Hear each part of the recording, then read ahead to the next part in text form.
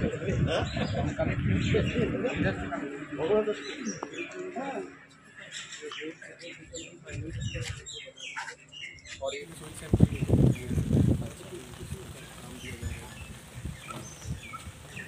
Preliminary उन लोगों ने देख के क्या बताया, सॉइल वर्क सही होना चाहिए।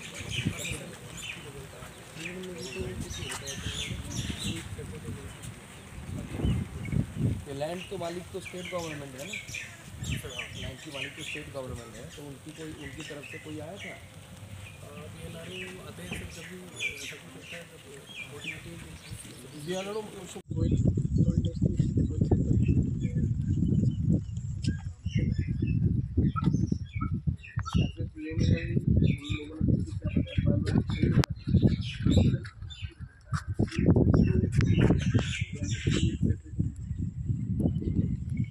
लैंड तो मालिक तो स्टेट गवर्नमेंट है ना।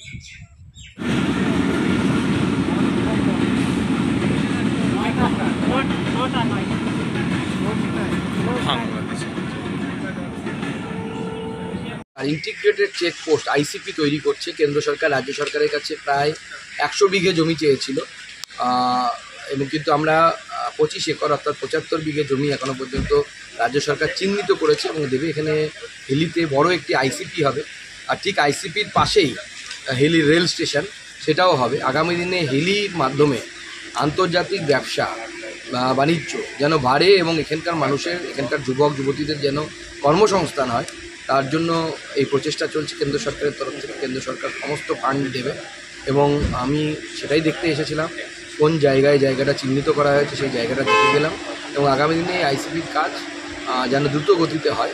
রেলেরও কাজ, জমি অধিগ্রহণ খুব দ্রুত গতিতে চলছে।